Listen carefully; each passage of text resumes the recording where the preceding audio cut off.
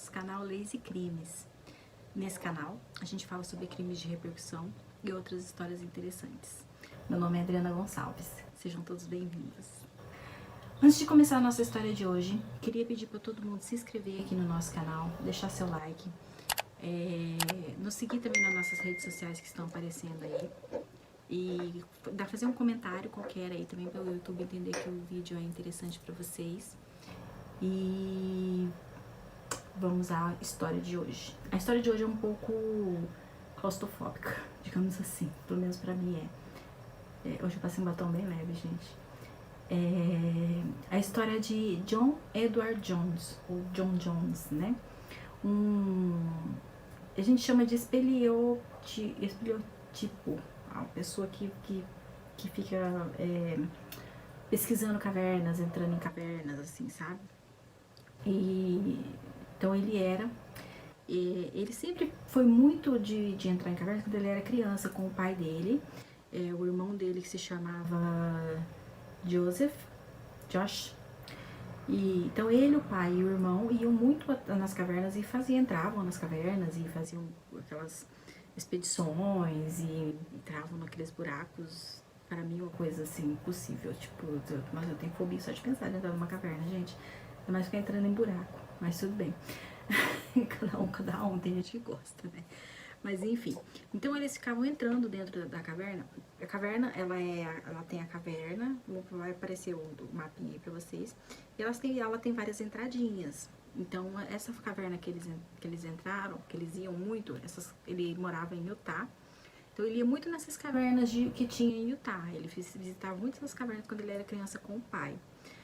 Só que aos 26 anos, já casado, cursando medicina, ele cursava medicina na Virgínia, pouco antes de ação de graças, ele se reuniu com a família e resolveu ir de novo para fazer uma expedição numa caverna. Achou que seria interessante, que ia reviver coisas de infância e tal. Só que ele já não era mais aquele menininho, né? Ele tinha 1,80 m e 90 kg, então ele era bem grande e acho que ele meio que estava meio sem noção do próprio tamanho. E eles foram numa caverna que se chama Nutiput, que fica em Utah. Ela teve a primeira exploração em 1960, então é uma caverna muito antiga assim de ser explorada. E o John, ele era casado com uma moça que se chamava Emily e tinha uma filha de 1 ano e 1 mês. Quando aconteceu o caso com ele. Então eles entraram, alguns familiares e alguns amigos foram para essa caverna para fazer essa expedição. Era véspera de ação de graças, era feriado, ele estava curtindo o feriado com a família e resolveram fazer essa expedição nessa caverna.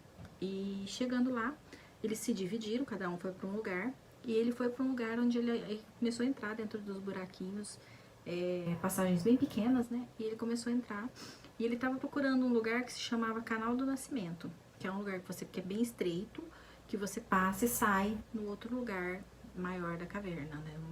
Tipo uma outra sala da caverna ali. E ele pegou e foi entrando nesse local, achando que era esse local que ele imaginava que seria o Canal do Nascimento. E só que conforme ele foi entrando, ele foi vendo que ia ficando cada vez mais estreito. Ao invés dele voltar pra trás, ele continuou entrando, né? A teimosia, né? Continuou entrando, foi entrando até chegar no ponto que ele não conseguia se mexer mais, nem pra trás, nem pra frente. Ele ficou preso. Os braços dele ficaram presos no peito e ele ficou preso dentro desse espaço da caverna. Não demorou muito pro irmão dele, o Josh, dar falta dele, começar a procurar ele. Encontrou apenas os pés dele pra cima. Ele tinha ficado preso num lugar na caverna que era tipo alto. Ele tava preso aqui pra cara, tipo de cabeça pra baixo. Então os pés dele estavam pra cima e o resto do corpo dele dentro desse buraco de acho que 10 centímetros por 18, se eu não me engano. Era um buraco bem pequenininho, que mal cabia o corpo dele. Mal dava condições pra ele respirar. Porque você imagina, prensa o seu corpo, você não consegue o movimento de respirar, né? Eu só de imaginar eu já fico em pânico. Então ele ficou preso nessa caverna, o irmão dele viu, achou ele pelo pé, tentaram puxar ele, mas não conseguiram. Quando eles viram que eles não iam conseguir mesmo, eles foram buscar ajuda.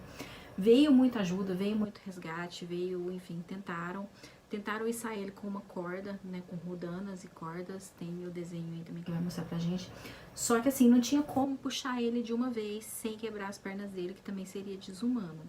Então eles puxavam ele aos poucos, conseguiram, chegaram a conseguir tirar ele um pouco de dentro do buraco, só que a corda que eles estavam usando para retirar ele arrebentou, fazendo com que ele voltasse com mais força e ficasse mais preso ainda dentro do buraco. A primeira moça que chegou no local junto com ele se chama Suzy Motola, não sei bem como se pronuncia. Eles foram a primeira a chegar no dia 25 de novembro ainda. E ele ficou, e ela tentou conversar com ele, tentou tirar, viu que não tinha como. Eles tentaram cavar em volta, também não dava, não tinha como. Ele estava preso de uma forma que não tinha como ele ir pra frente, nem como ele ir pra trás, e nem como ele respirar. Ele não estava conseguindo respirar mais, já estava ficando, e estava de cabeça para baixo, né? Então você imagina, de cabeça para baixo, o seu sangue, o coração não consegue bombear seu sangue pro seu corpo inteiro, e você fica com dificuldade de respirar. Eles nunca sabiam mais o que fazer, tentaram várias coisas, mas não conseguiram mais nada que conseguisse tirar ele daquele lugar. Por fim, os médicos passaram apenas a dar anestesia nas pernas dele para que ele se acalmasse. Ele ficou, no total, 27 horas de cabeça para baixo até ser declarado morto por parada cardíaca e sufocamento. E não conseguiram tirar o corpo dele mesmo depois de morto. Ele continuou depois de morto. A família decidiu por melhor, para retirar o corpo dele, parece que ia ter que meio que quebrar e tipo picar alguma coisa assim. Então a família não quis. Então preferiram deixar ele lá. A caverna foi lacrada. Hoje tem até uma plaquinha lá com o nome dele. A caverna ficou conhecida como Caverna John Jones, por causa dele. A caverna foi lacrada com ele lá dentro. Então assim, ele nunca saiu de lá, mesmo depois de morto. Eu penso que hoje em dia a família poderia retirar, porque já deve ter, isso foi em 2009, já deve estar só os ossos, né? Então deve ser mais fácil para retirar, mas enfim, a família não quis retirar, quis deixar ali. E se tornou, a caverna foi fechada para visitação, não se pode mais visitar porque é um lugar perigoso, até para os mais experientes, né? E para evitar que as pessoas por curiosidade fossem lá e ocorresse um novo acidente, eles fecharam a caverna e lacraram esse local onde ele tá. Então ficou um local lacrado com cimento mesmo, assim, fizeram tipo um túmulo mesmo ali pra ele, e ele ficou ali. Então ele é conhecido como o explorador de cavernas que nunca saiu da caverna. Ele ficou preso ali pra sempre e vai continuar preso lá pra sempre. É uma história muito triste, na minha opinião, porque é claustrofóbico só de pensar na pessoa presa de cabeça pra baixo dentro de uma caverna num buraco de mais ou menos desse tamanho, assim, tipo...